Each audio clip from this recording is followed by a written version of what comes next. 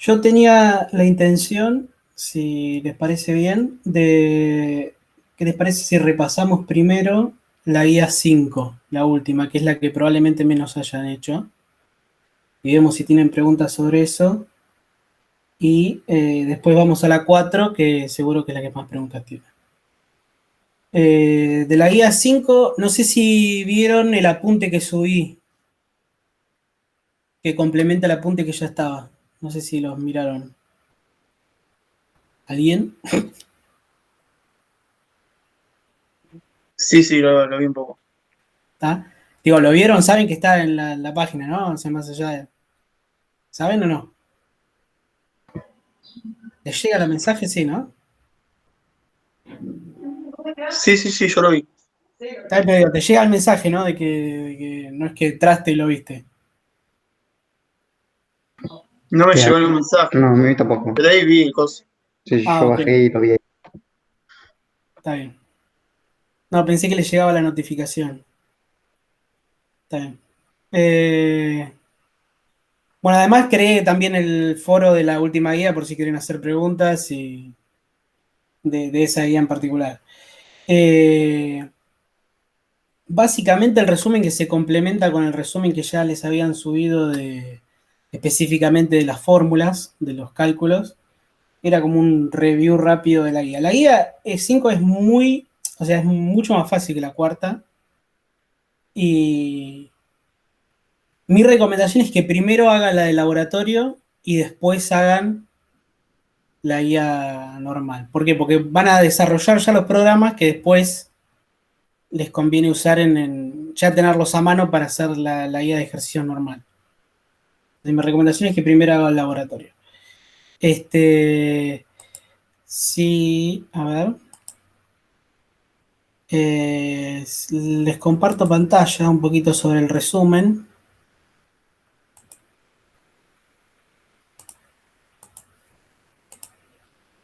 Ahí se ve. Sí, se Dígame. ve. Sí, sí. ¿Se ve? Bien. Sí. Eh, la idea general de esta guía es resolver sistemas de ecuaciones diferenciales de primer orden en que les dan una condición inicial y les escriben la derivada de la función x de t como una función de t y de x. Es eso. Eh, para eso primero, obviamente, y donde esta función x de t está dentro de un dominio, ¿no? Que está dentro de un dominio que acota a t y a x. Eh, si ustedes miran los problemas, a ver si están acá, arrancan los problemas con, eh, les dan un conjunto de ¿cómo se llama? De problemas de valor inicial, de ecuaciones diferenciales de problemas de valor inicial, y les preguntan, ¿tiene solución? Bueno, entonces lo que les dieron la teoría era que si f era continua, o sea, la función en la que se les presentaba en ese dominio, y f satisface la condición de Lipschitz en D, en la variable x, así como se dice, la condición de Lipschitz en D, en la variable x, entonces tiene una solución única para esa condición inicial en el intervalo de t a b, donde este a b es el que define el dominio en la parte temporal, ¿no? En la parte t. Llamarla temporal es un error. En la parte t. Además, el problema de valor inicial está bien planteado, que eso tiene que ver con que pequeñas variaciones de las condiciones iniciales producen pequeñas variaciones en el resultado. O pequeñas variaciones, perdón, del problema producen pequeñas variaciones en el resultado.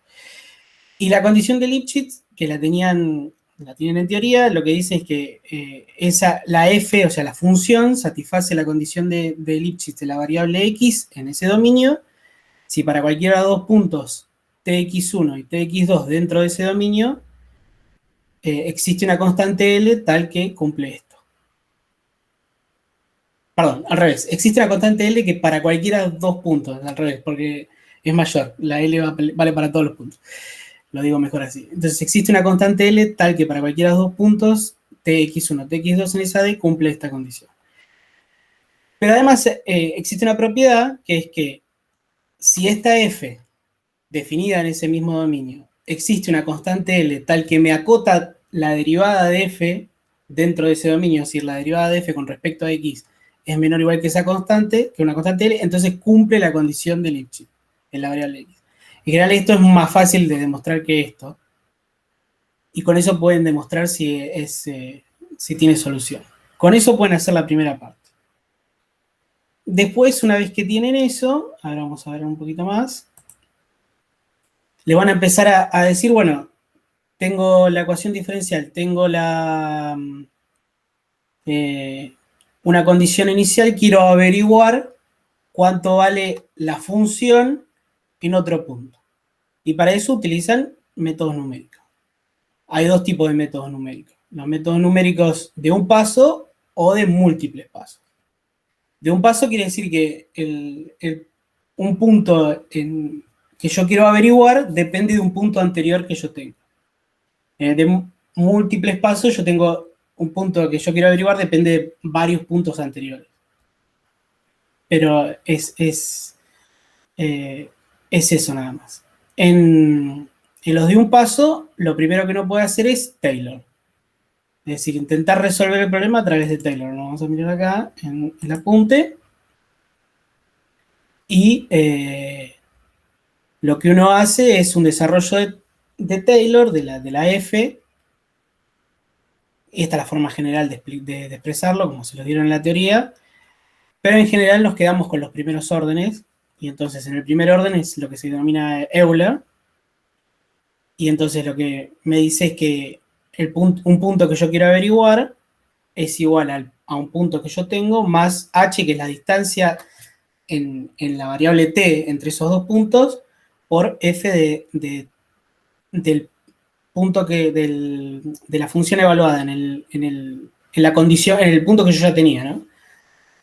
Esto yo lo puedo hacer sistemáticamente. Yo puedo ir, en vez de, supongamos que yo tengo la condición inicial en el t igual a 1, y yo la quiero averiguar en cuánto vale la función en t igual a 1,2. Yo podría agarrar y considerar h de 0,2 y hacer este cálculo. O yo podría achicar h más y hacer múltiples pasos hasta llegar a ese valor.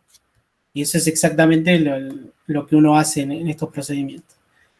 En el de Taylor de orden 2 es lo mismo, nada más que le agregamos el término de orden 2. Otro método que se puede aplicar es, en vez de hacer un desarrollo de Taylor solo con respecto a la variable t, uno podría hacer un desarrollo de Taylor además con respecto a la variable x.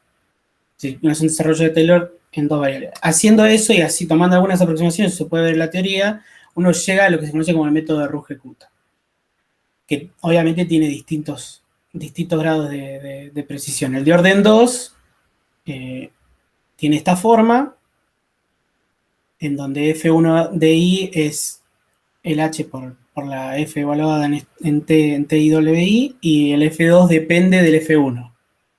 De esta manera, en general, siempre en los Runge-Kutta vamos a tener esa forma. Por ejemplo, en el de Runge-Kutta orden 4, que tenemos F1, F2, F3, F4, tenemos el F1, el F2 depende de F1, el F3 depende de F2, el F4 depende de F3. Pero tiene sigue una estructura, una fórmula, y uno la puede aplicar y no tiene más complejidad que eso. Con eso se pueden resolver todos los problemas que son de un paso. No sé si alguien ya estuvo, esto por ejemplo llega hasta acá. Y creo que algunos de los últimos también se usan con Runge-Kutta. ¿Alguien estuvo mirando algo de esos ejercicios? ¿Tiene dudas sobre eso? Sobre esa parte, ¿tienen dudas? ¿Nada? En mi caso, Marco, yo hace un rato arranqué con lo de Runge-Kutta, así que por ahora no tengo dudas. Pero sí, metiéndole lo más posible, digamos, porque estamos ya corto de tiempo. Sí, está bien. Recuerden, otra cosa recuerden que el lunes hay práctica a las 8. Hay una teoría práctica a las 8 también, antes del examen. Por si tienen dudas. Eh, por si les quedó algo a último minuto. Traten de retener todo resuelto para eso. Hagan preguntas incluso en el foro si antes, que se las tratamos de responder ahí, no lleguen todo a último momento, porque tratar de digerir un pedazo de la materia en 5 minutos antes del examen es medio difícil. Bueno, entonces nadie tiene preguntas de esa parte o nadie ha hecho nada de esa parte. ¿Alguien hizo algo de esa parte y le resultó fácil? ¿No? Yo estoy haciendo el 1 ahora. Bueno. Bueno, no tiene mayor dificultad que eso. Si quieren sigo para que les cuento un poquito más del multipaso. Y ahora...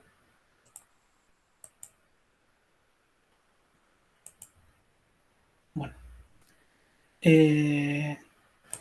Para el multipaso, lo que uno tiene es, en una forma general, o sea, el punto que yo quiero calcular depende no solo de un punto anterior, sino de múltiples puntos anteriores. E incluso puede depender de sí mismo. Ahora lo explico un poco mejor.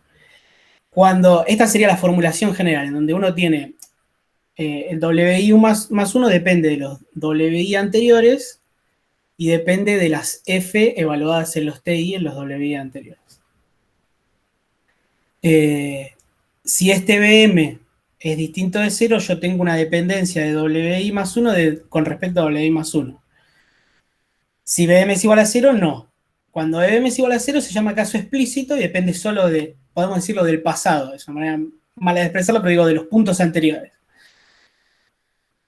Cuando BM es distinto de 0, depende de sí mismo, pero en realidad no es que lo que uno hace es lo siguiente: calcula primero el WI más 1 usando un método en el que no dependa de sí mismo, un método explícito.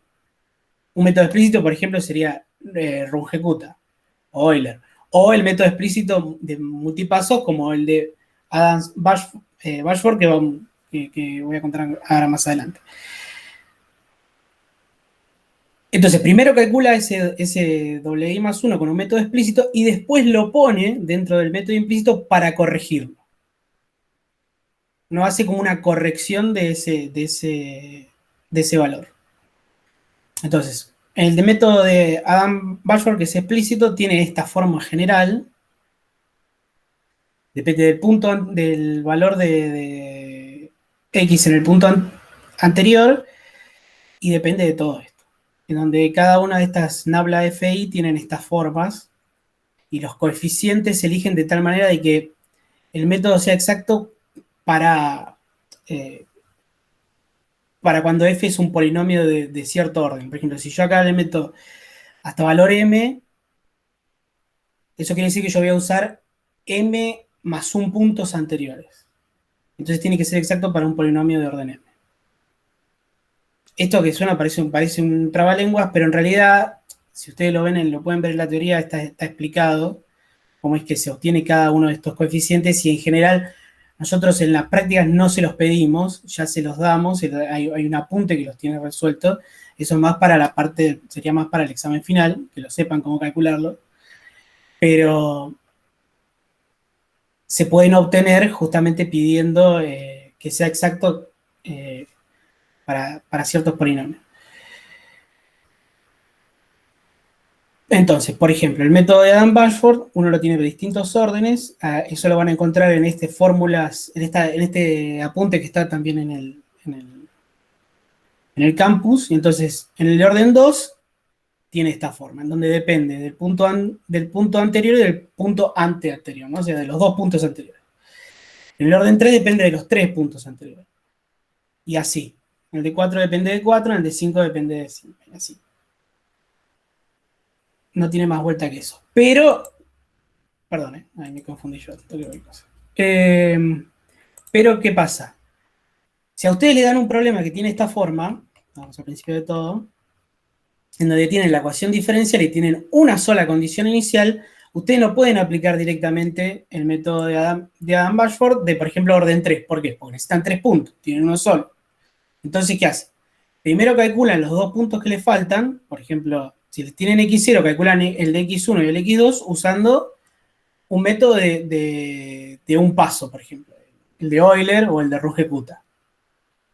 Y una vez que tienen los 3 puntos, van y calculan, pueden empezar a aplicar el método de Adam-Bashford. Y entonces a partir de ahí lo pueden seguir aplicando, porque siempre tienen 3 puntos anteriores. Pero primero necesitan esos 3 puntos, si quieren calcular el orden 3. Esa es la única problema que pueden tener. Cuando quieren calcular un método implícito o corrector, por ejemplo el de Adam-Moulton, lo que tienen es que, como les había dicho, el punto que ustedes quieren calcular va a depender de sí mismo. Y tiene las formas, están acá para los primeros órdenes, que son los que vamos a usar, el orden 2, orden 3 y orden 4. Ustedes ven que el punto que ustedes quieren calcular depende de sí mismo. Pero es lo que yo les decía. Primero calculan usando un método explícito. Por ejemplo, el de orden 2 de Adam-Bashford. Una vez que lo tienen acá, lo ponen acá y lo corrigen y les va a dar un nuevo valor. Y entonces, si ustedes quieren calcular una serie de puntos, cuando calculen el punto que sigue, vuelven a repetir el mismo proceso. Primero lo calculan con un método explícito como el de Adam-Bashford y después lo ponen y lo corrigen. Lo que no pueden hacer, que eso es importante remarcárselos, que se los había puesto acá, es calcular todos los puntos primero con Adam-Bashford y después intentar corregirlos. Eso está mal. Primero tienen que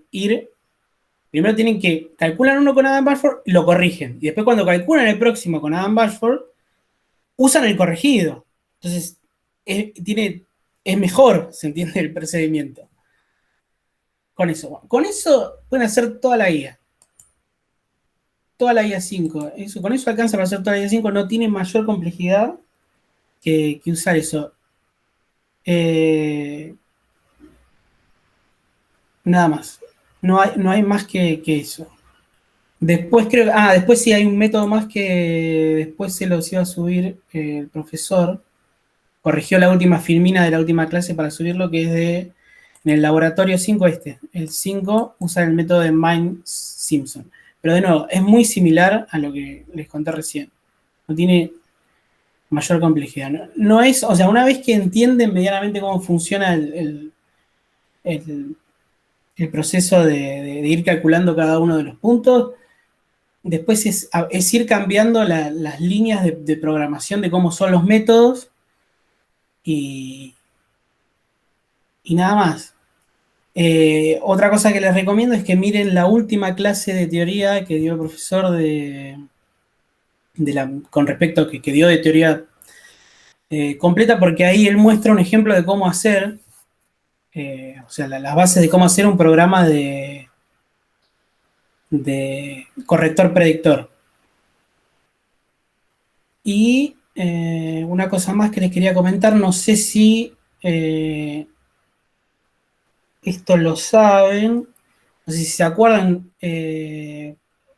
porque yo esa parte no estaba, es cuando llamen a la función, o sea, cuando construyan las funciones, por ejemplo, la de Runge-Kutta o la de Euler, ustedes van a poner el valor inicial, el valor final al que ustedes quieren llegar, la cantidad de puntos, por ejemplo, que quieren medir, cuál es la condición inicial para el valor inicial, pero además van a poner la función f.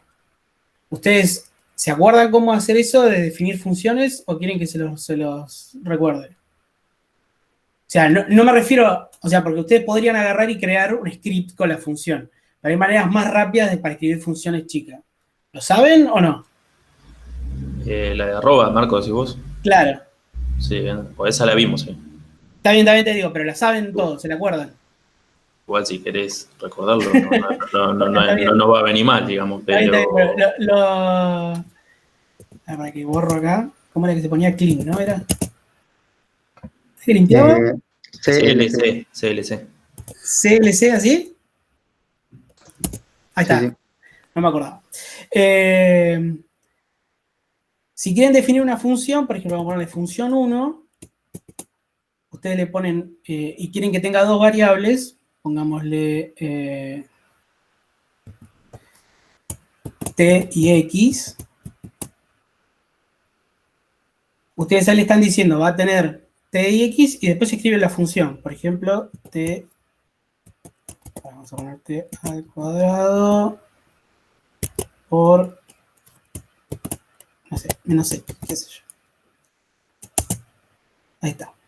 Entonces, para evaluar la función, ustedes pueden hacer dos cosas. Si la manera, para estar seguro, porque había algunas versiones viejas de los programas, que hoy lo estuvimos hablando con Aureliano, es que tenían que usar esto, feval, y ponen la función, y ponen el primero de los elementos t, por ejemplo, vamos a ponerle, no sé, 3, y vamos a poner en x1.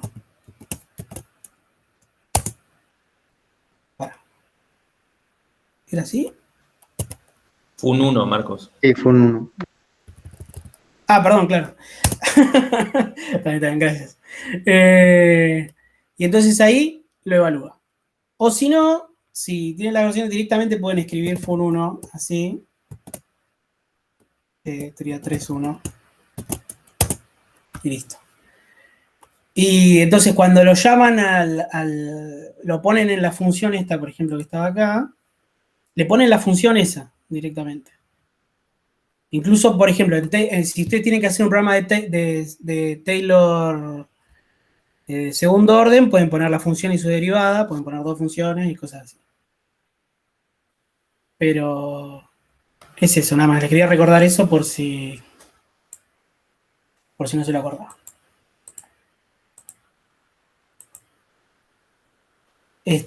Bueno, tienen el apunte ese, está subido, y está subido el otro apunte, el que tiene las fórmulas, y nada más. Bueno, ¿tienen alguna pregunta sobre esta parte o no tienen nada de la guía 5 como para preguntar? Ninguno. Si no, está bien. Si no, pregunten durante estos días, hagan las preguntas en el foro, no se duerman con eso. Porque por ahí se traban y es una pavada, porque les digo, la guía no es una guía complicada. Así que traten de, cuando se traben, pregunten rápido en el foro y entonces se lo podemos contestar y siguen adelante. Bueno, si nadie tiene preguntas de la guía 5, vamos a la 4.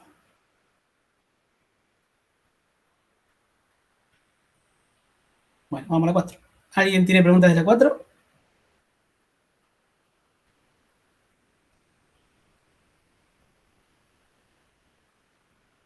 ¿Nadie tiene preguntas de la 4? Hablen, chicos, hablen. ¿O la tienen perfecta la guía o...?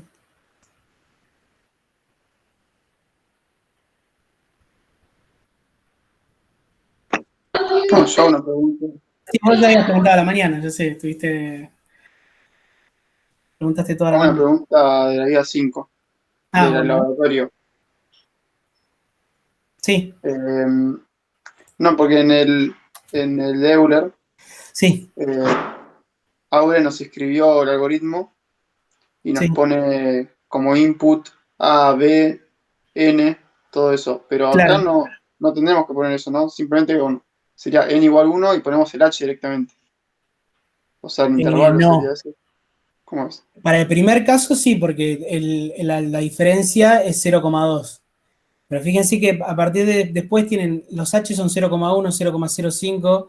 Eso te está diciendo la cantidad de N, por ejemplo, en H es 0,05, N va a ser 0,2, que es la distancia entre los dos puntos, dividido 0,05. ¿Se entiende?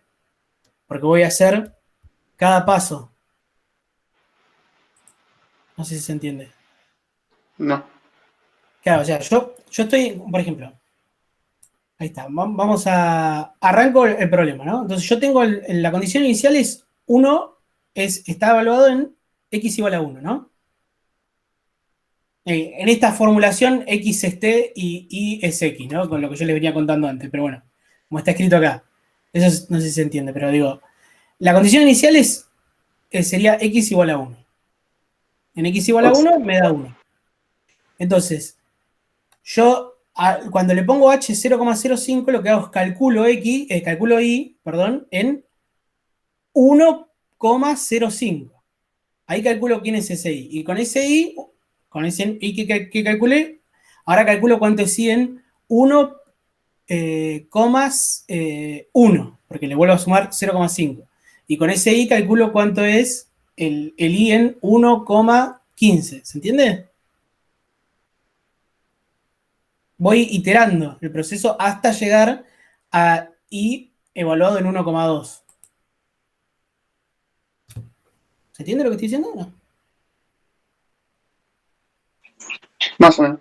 Si querés lo escribo acá no sé cómo escribirlo en el Lix, a ver. Y lo comparto.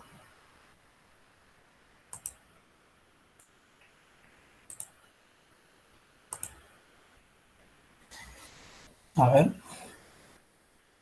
Voy a intentar escribirlo.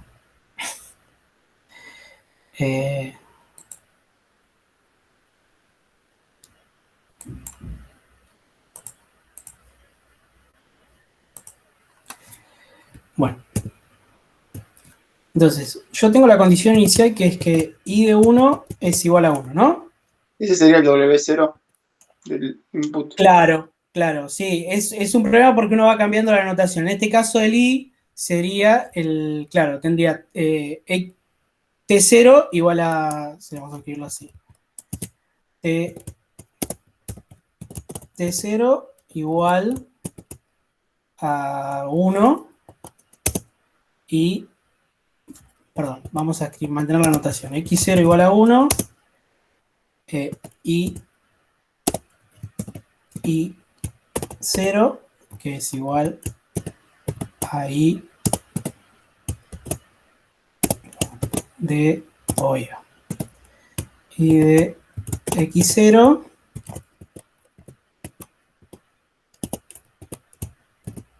es igual a 1, ¿no? Era 1, 1, sí. Ahí está. Esa es la condición inicial.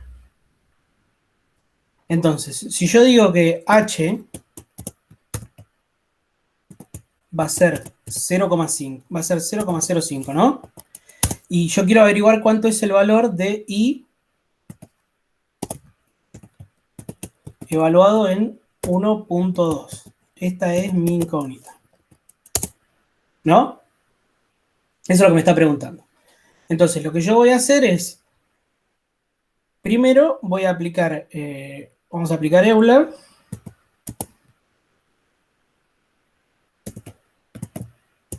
Primero hago I de 1,05, es decir, sumo un paso, me da igual a I de 1 más H por F.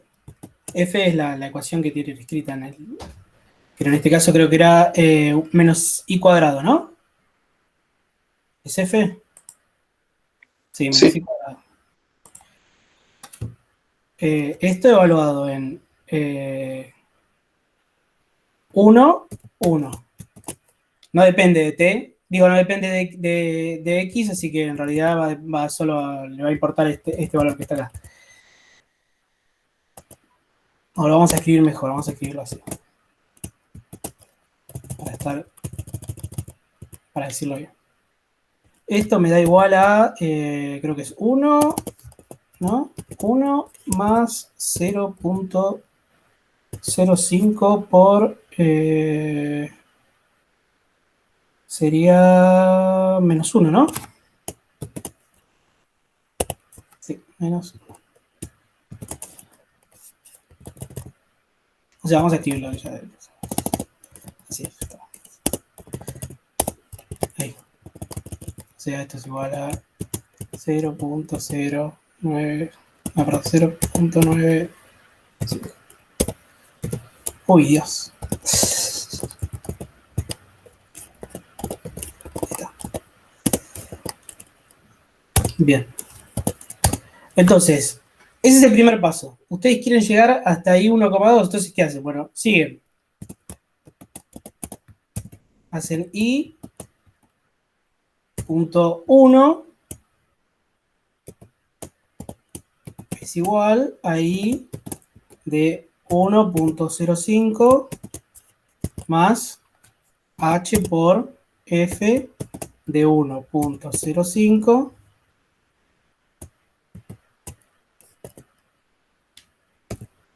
y de 1.05.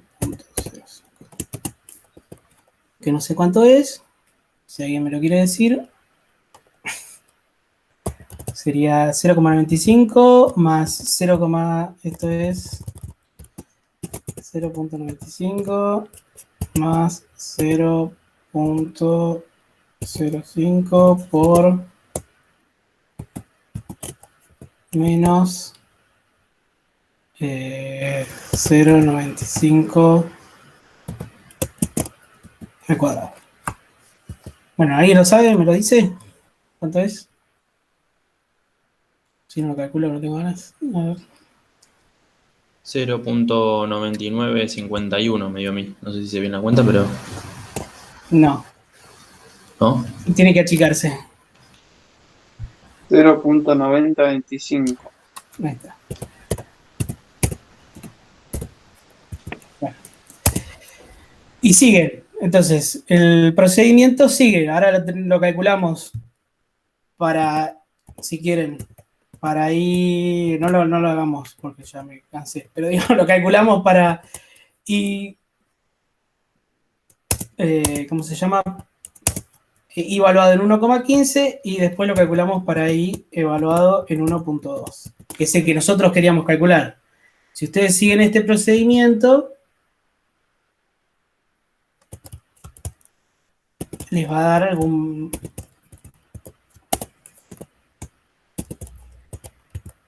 ¿Se entiende? Entonces vamos pasando de pasos de 0,5. ¿Cuál es el n? Bueno, el n es... sería el valor inicial, perdón, el valor final, que es 1,2, 1,2, menos el valor inicial, que es 1, todo dividido el paso, que sería h. Esto me da igual a 4, ¿no? Porque 0,2 dividido 0,05 es 4. Entonces tengo 4 pasos, eso es n. Entonces, ¿por qué? Lo hice 4 veces. 1, 2, 3, 4. ¿Está bien? ¿Se entendió ahora? Ok.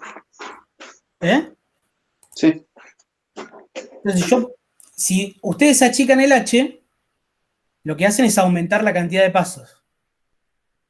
¿Se entiende? Para un mismo intervalo, aumenta la cantidad de pasos. Y en general mejora ¿cómo se llama? La precisión.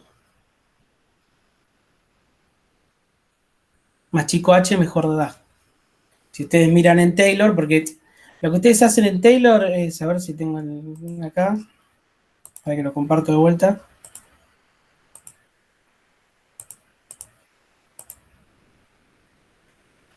Eh,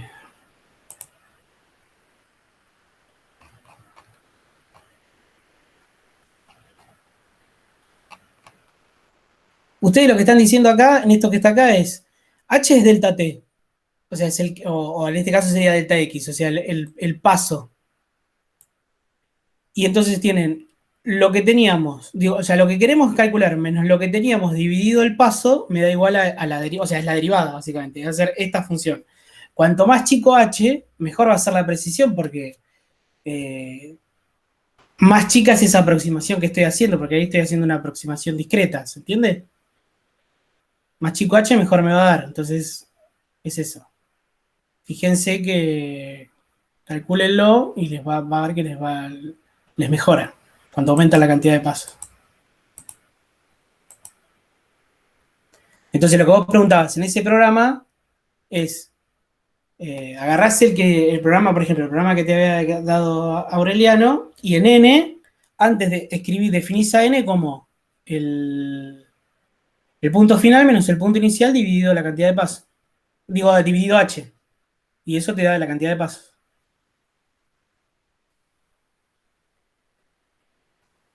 Genial. Está bien.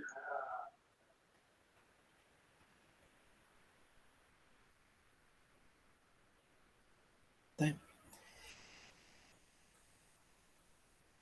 Bueno, bueno, ¿preguntas de la guía? ¿De alguna guía? ¿De algo?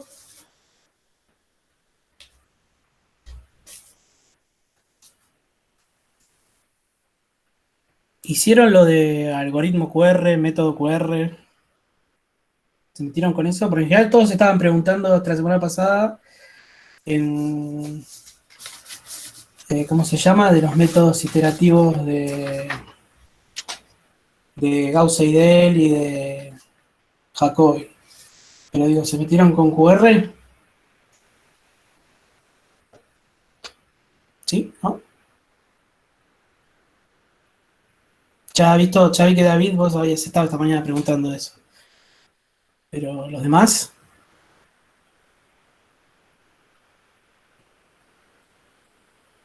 silencio.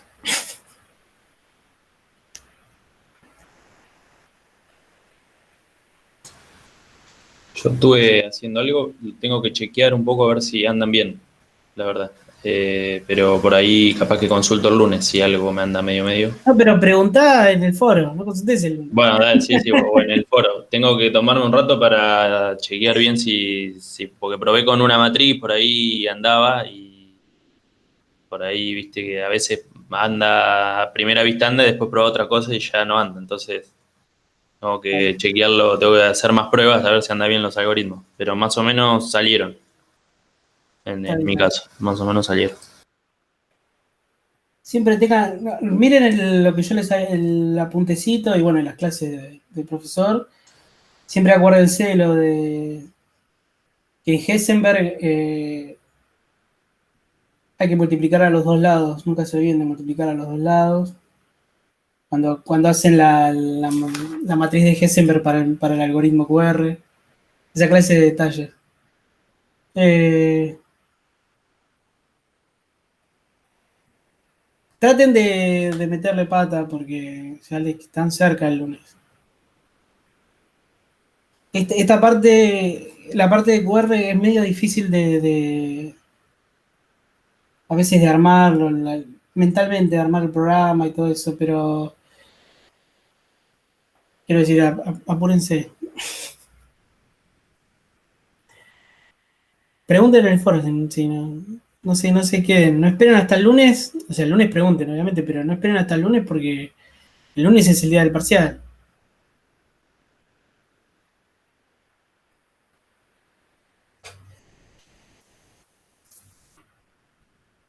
Bueno, ¿algo más?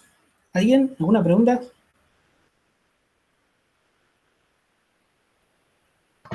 Yo ahí estaba pensando esto del QR, del algoritmo QR, y no entiendo qué hace lo de multiplicar a la matriz a la derecha también. Tipo, qué produce eso de Ah, multiplicar la matriz a la derecha? cuando uno va a construir la de Heisenberg, ¿no? Sí, Antes de aplicar el algoritmo QR, porque el algoritmo QR es usar el método no tiene nada que ver, pero el algoritmo QR funciona directamente en una matriz, ¿no? Pero ¿qué tiene? Tiene un problema que es muy lento. Entonces, para evitar lo lento que es, primero llevo a la matriz a una matriz de Heisenberg, ¿no? sí, Pero la matriz de Heisenberg tiene que ser semejante a la matriz original para que tenga los mismos autovalores. sí, Porque yo lo que quiero calcular son los autovalores. sí, sí. Entonces, la razón por la que se multiplica a ambos lados es para que sea semejante. Si yo multiplico a un solo lado, no es semejante. Yo tengo que, no sé si se acuerdan la forma de la matriz semejante, que era, tiene tiene, bueno, como está escrito ahí en el 11, por ejemplo. En a ver si lo tengo anotadito acá, en el apunte.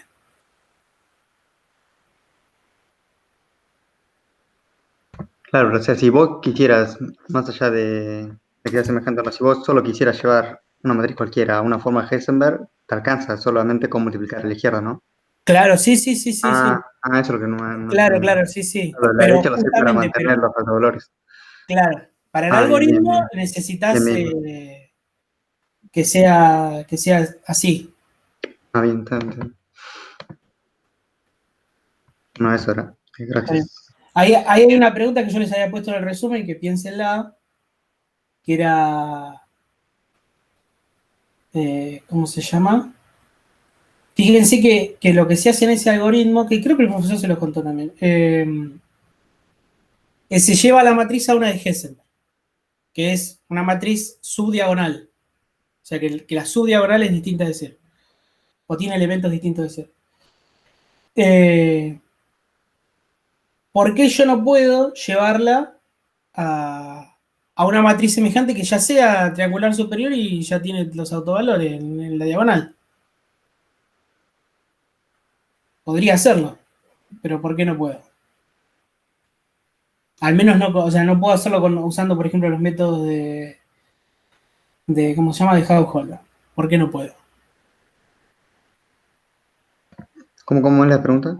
Claro, yo llevo la matriz A a una matriz semejante de Heisenberg, ¿no? Sí. ¿Por qué no podría llevarla a una matriz semejante que sea triangular superior? O inferior. Bueno, por eso dijimos recién, ¿no? Que no mantiene los autovalores. No. ¿Por qué? Porque, o sea, porque yo no puedo inventar, o sea, no puedo llevarlo en vez de una matriz de Heisenberg a una matriz que ya sea triangular. Esa es la pregunta. Prueben, básicamente, esa sería la idea. Si ustedes agarran el método y le aplican un Q en que me haga ceros todos los elementos menos el primero, ¿no?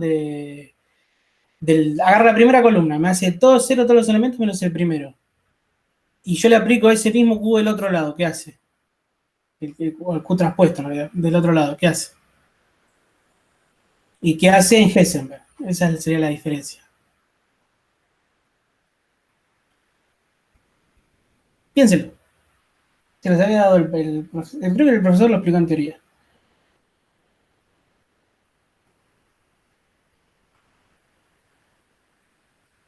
Bueno.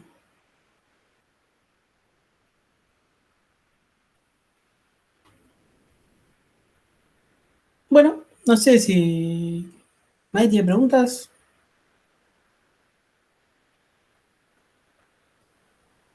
¿Nadie tiene algún programa que esté trabado?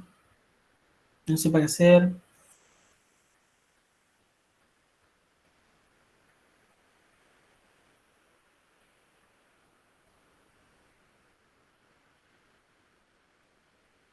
Bueno.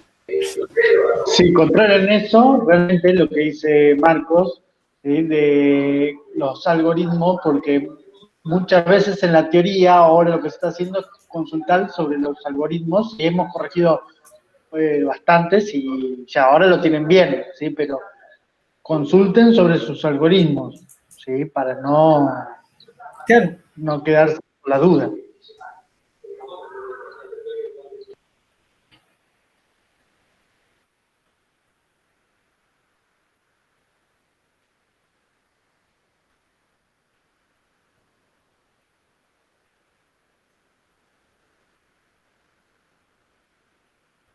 Bueno. Yo, Marco, me voy, le voy a meter a las 5 y cualquier cosa consulto en el foro, ¿vale? Bueno. Bueno. Gracias, gracias. Nos Dale. vemos.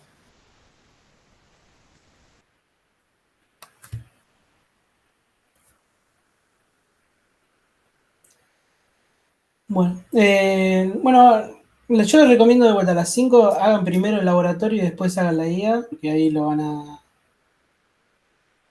tener más claro. Y en el de QR, que yo creo que probablemente es donde más se puedan llegar a trabar, pregunten en el foro, no se queden ahí con la duda. No empiecen a dar vueltas por esa manera. Traten de preguntarlo, así no. Incluso si tienen ahora, pregunta. Si tienen alguna duda, pero digo, pregúntenlo porque no traten de llegar al lunes. El lunes es como para alguna dudita que tengan.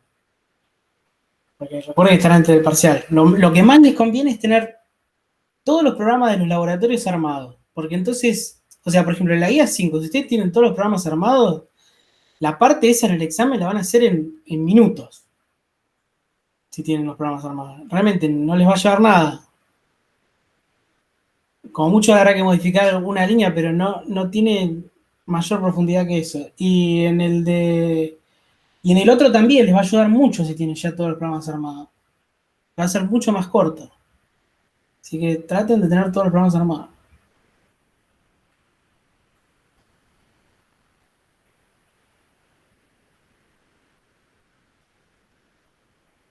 Bueno, nadie pregunta nada.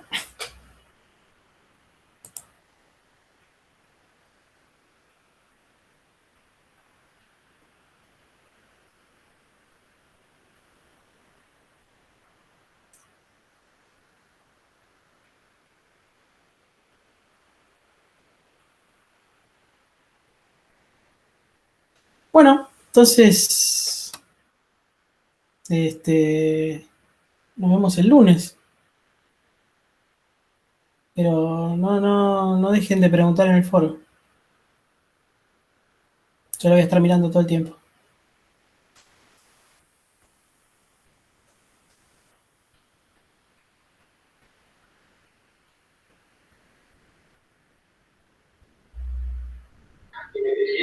Chicos, los que están, Mercedes, Tomás, Florencia, Cintia, Ricardo, dudas sobre los ejercicios, dudas sobre los algoritmos, hicieron todos los algoritmos, ya tienen todo hecho, por dónde van, qué es lo que están haciendo. Hablen.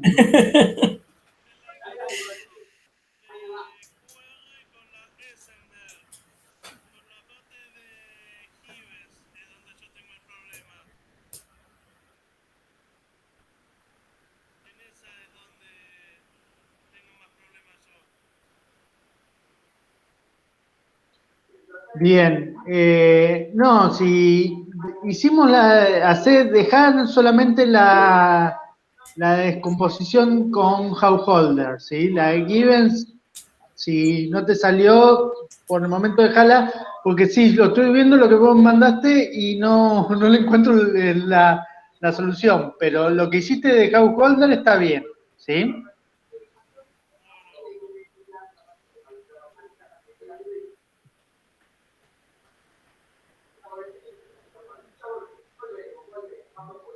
Bien, acá dice Florencia y Mercedes que... Sí.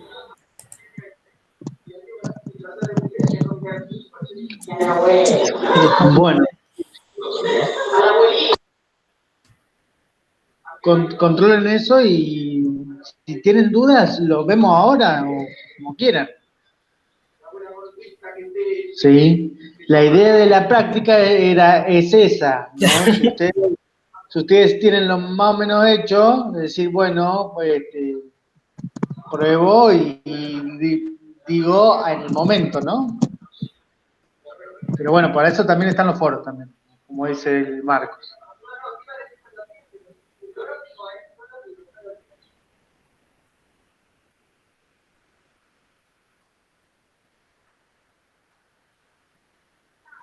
Bien, Cintia, bueno.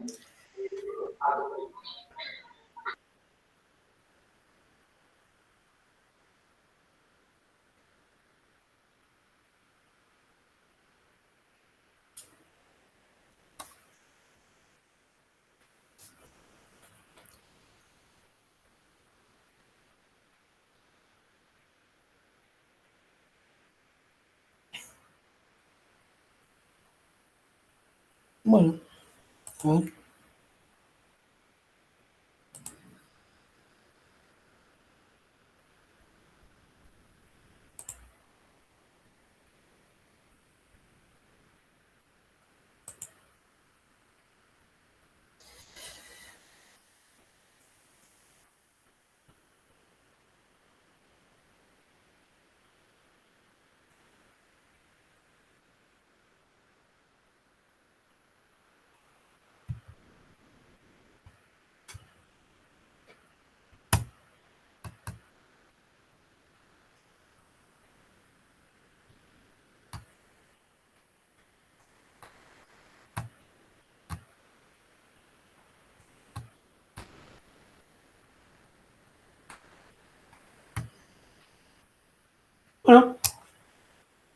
Si nadie tiene preguntas,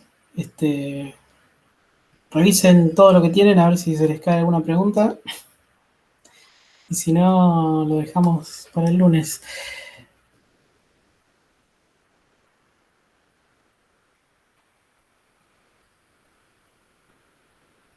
Bueno, nos vemos.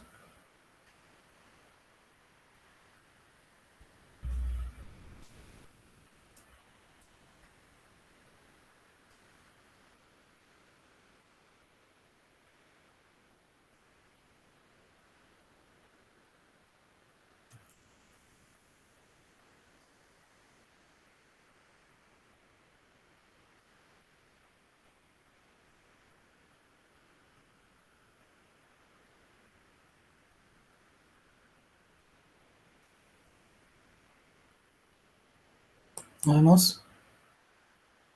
Bueno, ahí revisé todo y creo que no encontré nada para preguntar, así que... Está bien. Bueno, ahora me tengo que poner con la guía 5. Así que si me surge algo... empiecen Pero la... creo que entendí bastante bien lo que hay que hacer y eso, sí.